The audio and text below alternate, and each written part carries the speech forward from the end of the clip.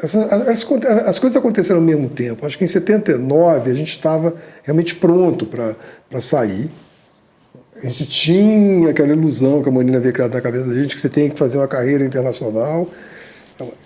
Estava muito forte aquela coisa de tentar sair, só que era muito difícil sair do Brasil. Ainda mais para duas pessoas que não tinham meios, né, realmente seria um sacrifício muito grande em termos familiares também, que a gente já estava casado, com filhos, então era uma mudança radical. E numa época que era muito difícil você pensar em fazer uma carreira. Claro. Eu já tinha 30 anos, por aí. E a gente tinha aquela questão do repertório também.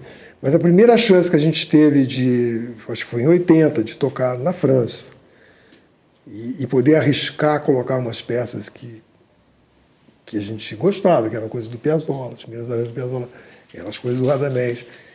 E a gente ousar colocar aquilo no programa e ver a reação das pessoas em relação àquelas peças, aquilo, se a gente tinha alguma dúvida, acabou ali. Então, a partir dali, a gente investiu realmente nessa coisa de fazer música brasileira. Né? E a gente investiu no caminho certo, porque, por exemplo, hoje, os duos de violão brasileiros fazem exatamente o que a gente fazia. Né? Eu acho que a gente mostrou um caminho que a gente decidiu lá atrás, ainda nos anos 70. É curioso, quando a gente tocou aquela vez no concurso de Paris, que estava o Segovia, presidente, a gente tocou enquanto eles estavam deliberando. E a gente tocou exatamente esse programa, mas tocando Scarlatti também. Mas o que fez sucesso foi o Radamés. Aquele público ali parecia assim, nossa, que coisa nova. Foi estrondoso, assim. Mas só para também fechar um capítulo aí dos anos 70, antes da gente andar com a história, eu lembro que nessa época, final dos anos 70, você, Sérgio, gravou um disco de música brasileira, aquele disco da Funarte, aliás, um disco lindo, eu tenho e escuto até hoje. Vocês dois gravaram a obra completa de Villa-Lobos, lembra? Que eu me lembre, aquela talvez tenha essas coisas no final dos anos 70, talvez 1980, foi a última vez que eu vi vocês fazerem alguma coisa solo. Ou estou enganado?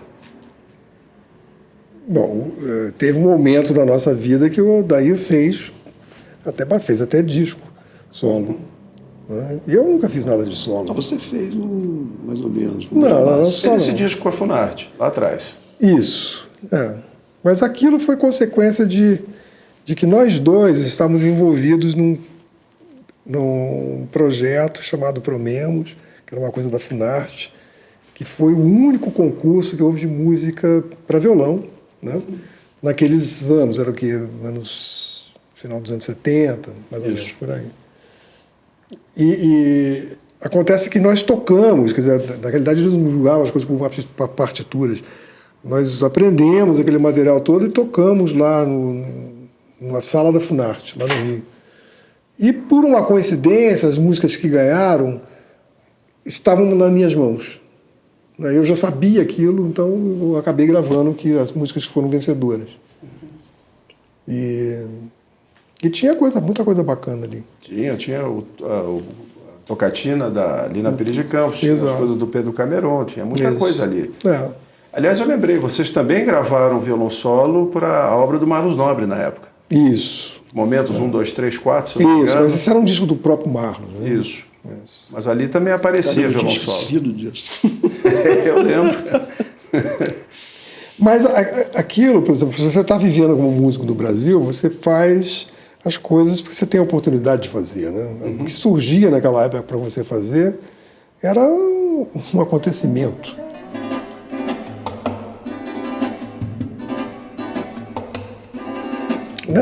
Nesses anos 70, a partir de 75, mais exatamente depois que a Marina foi embora, eu comecei timidamente a fazer os arranjos. Eu adorava música de Piazzolla. E tirava as coisas de ouvido, fazia como aquele processo que músico de jazz faz, tira os solos, né?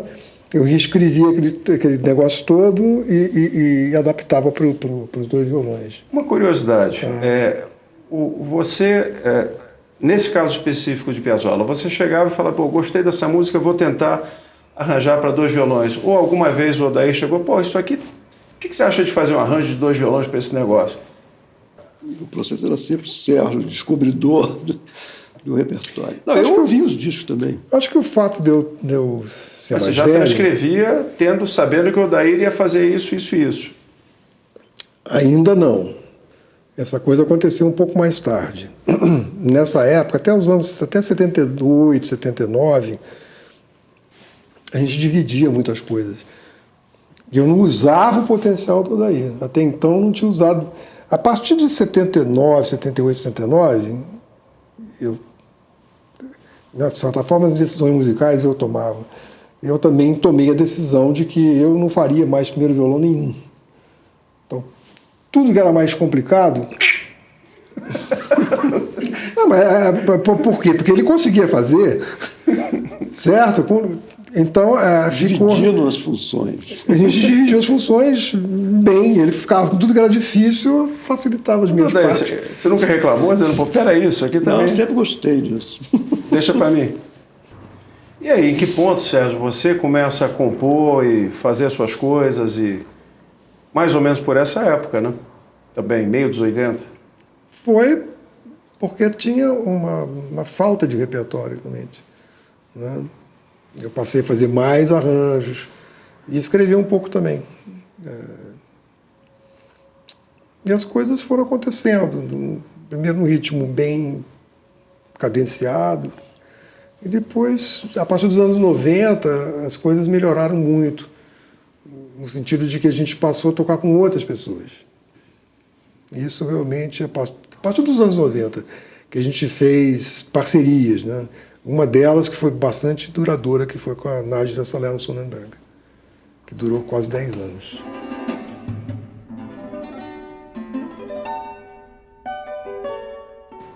A gente começou a ir para a Europa, os Estados Unidos foi mais ou menos no mesmo tempo, início dos anos 80.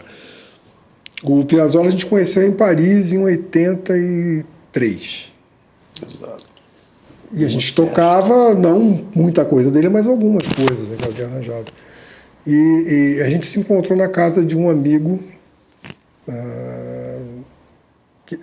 na mesma casa onde o Roberto Alcel tocou para o Piazzolla. Que o Piazzolla ficou encantado e escreveu os 5 peças. Exatamente no mesmo lugar. O encontro foi arranjado para que talvez aquilo se reproduzisse de novo.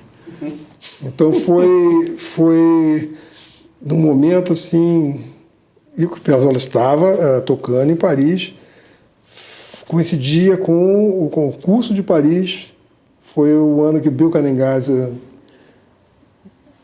não venceu, ficou em segundo lugar. 83. Isso. Foi exatamente nesse dia. Não, o Bill estava lá, já tinha passado o concurso. Nós fomos para a casa do José Pons, que era amigo do Piazzolla, e convidamos o Bill Canengasa também. O Bill Canengasa veio conosco. Nós acabamos tocando com o Piazzolla. Ele adorou, ele disse que ia escrever para a gente. Acabou escrevendo mesmo. Pouco tempo, porque isso deve ter sido em outubro, talvez, deve ter sido em outubro. A gente recebeu a partitura do Tango Suite em janeiro. Nossa. De 84. Rápido, então. Ele falou assim, eu estou indo para... Ele morava em Ponta del Este. Eu estou indo para casa e vou escrever para vocês. E fez. Assim, a gente recebeu aquele presentão, assim,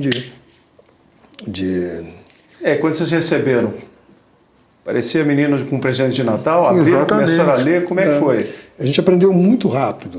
Foi.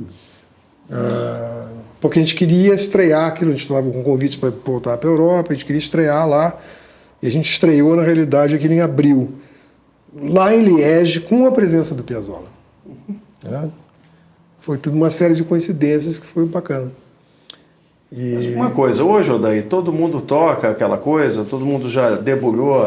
Por exemplo, quando você olhou aquela parte da percussão logo no início, e aí, se bateu o olho naquilo e falou, deixa comigo, ficou claro o que era, como é que você fez?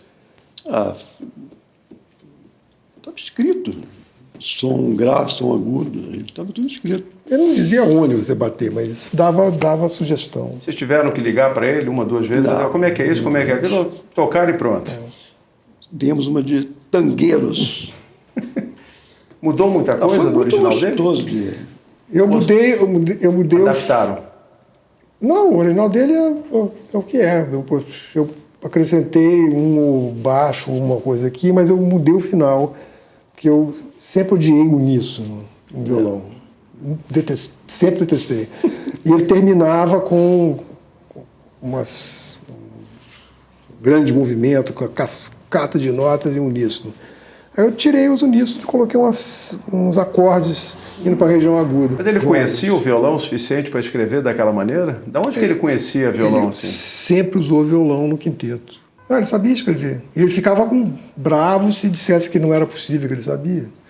Quando ele estava fazendo a história do tango, nessa época a gente se conhecia e tal, e ele me estava danado da vida porque estavam tentando modificar uma parte lá.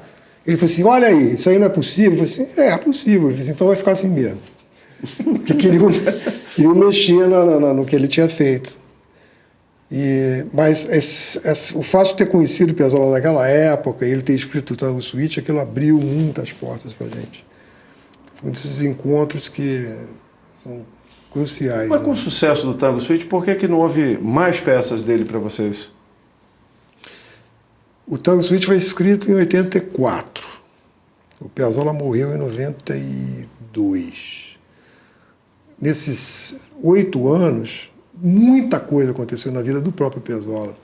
Inclusive a questão do sucesso absoluto que ele não tinha até 84. Verdade. A partir dali que ele explodiu. E depois da morte dele explodiu muito mais. Nós encontramos o Piazzolla depois dessa noite com o Tango Suite, depois de receber a partitura, umas 3 vezes, eu me lembro.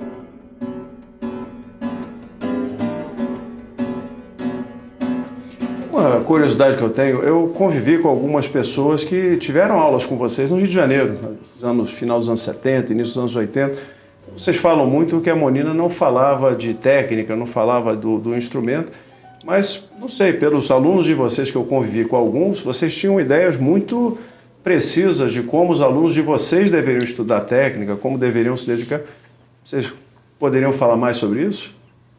Coitado deles. Eles tinham que aprender o processo da gente estar aprendendo. Uma coisa que está funcionando para você deve funcionar para os outros.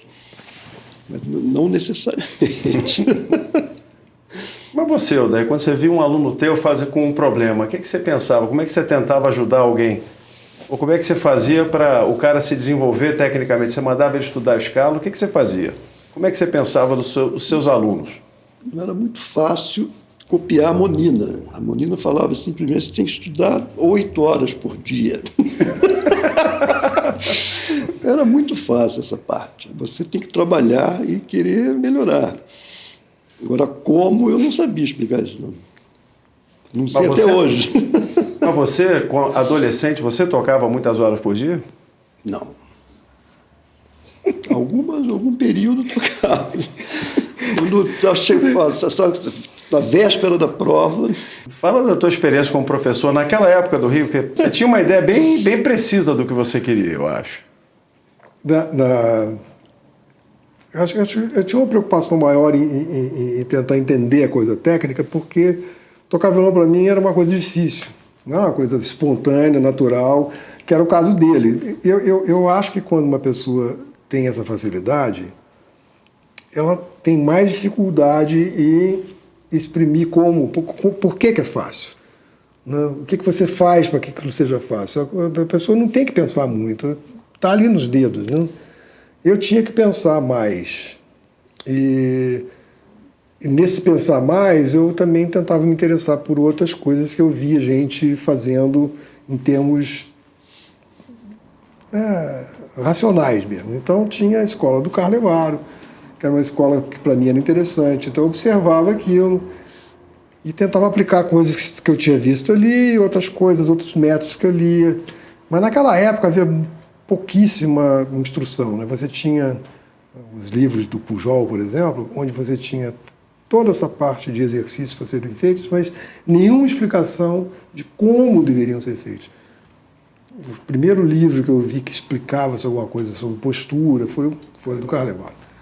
E aquilo, só lendo os livros, eu nunca tive um contato direto com ele, só lendo os livros e ver que aquela preocupação existia, me ajudava a tentar formular uma forma que eu tentava passar para os meus alunos.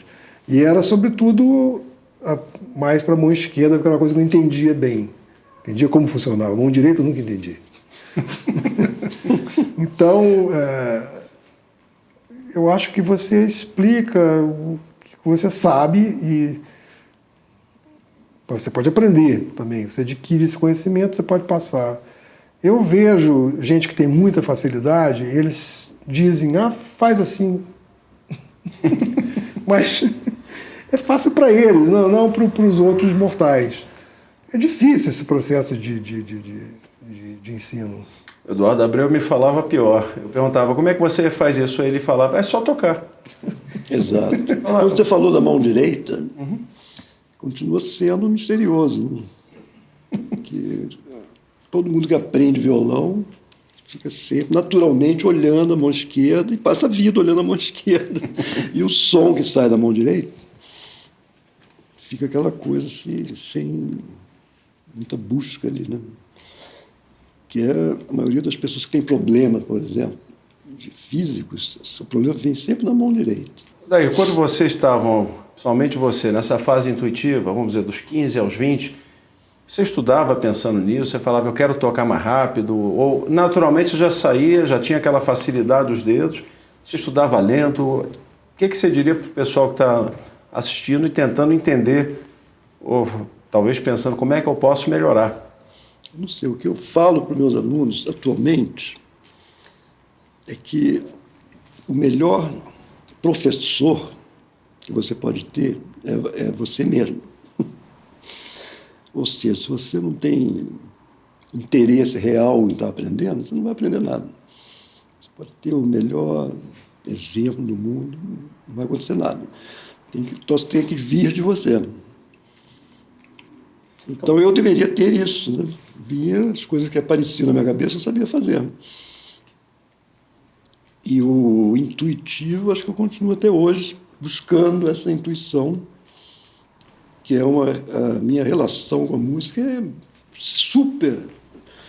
uma coisa meio misteriosa. Assim. Se essa ligação não acontece, eu fico insatisfeito de não ter essa energia renovada a cada momento que está tocando. A pergunta inevitável é, quem ouviu vocês nos anos 70, 80, hoje tem muita gente tocando, mas vocês tocavam muita coisa em andamentos na época que ninguém conseguia fazer aquilo. Então, parecia-se uma coisa, não digo inatingível, mas uma coisa muito difícil de fazer, quase impossível de fazer, e vocês faziam com uma facilidade muito grande. O que havia nisso, Odair? Havia uma vontade de tocar mais rápido, ou você mesmo que dizia, vou tocar essa tocata de Scarlatti nesse tempo e pronto, é assim que eu sinto a música e vou tocar e pronto? Era por aí. Você vê que hoje em dia essa velocidade dessa época que você está dizendo aí, está bem superada por muita gente. Quer dizer, o patamar é outro hoje. Mas na época não era. Na época, bom. Na época não. Falando isso porque, na verdade, vocês foram precursores de muita coisa, de mostrar que era possível tocar certas músicas num andamento mais rápido e ainda assim ser muito musical. Não era apenas um malabarismo, era uma coisa muito bem pensada, muito bem executada. Agora que a gente está mais velho, você começa a ter mais cuidado com os tempos. A gente ainda pega tempos rápidos, mas a gente acalmou um pouco. Como vocês estudavam? Vocês estudavam, começavam lentos, já começavam tocando no andamento? Como era o entendimento de vocês? Quer dizer, bem lá atrás, quando a gente estava junto, a gente tocava muito tempo junto. Basicamente, Tocava o tempo todo. Mas mesmo quando você estava aprendendo, acho que não que a gente lesse junto, mas desde o início do aprendizado a gente estava junto. Depois que a gente se separou, depois que a gente chegou na Europa e cada um foi para um lado, aí não, você prepara a tua parte e depois junto. E quando junta, como é que é essa primeira junção? Sai tocando e vamos ver. Tem o fato de se conhecer muito ajuda. Acho que basicamente isso é o que é necessário no caso de tocar juntos, se conhecer musicalmente, sabe? Quando ele pega uma frase, eu já sei mais ou menos para onde ele está indo. E vice-versa. E a gente não fica discutindo intelectualmente o que fazer daquela música, porque você perde muito tempo falando. Vai mais rápido, você vai tocando e o negócio vai se ajustando. A gente funciona muito rápido. Né? De um dia para o outro já encaixou. Tudo, né? Vai encaixando. Vou lembrar só um episódio da gente tocando com um grupo, não vou dizer o nome, a gente está tocando com um quarteto de corda. E ele ficava muito impaciente porque o pessoal do quarteto de corda discute muito. Porque faz parte do trabalho deles, ficam discutindo tudo.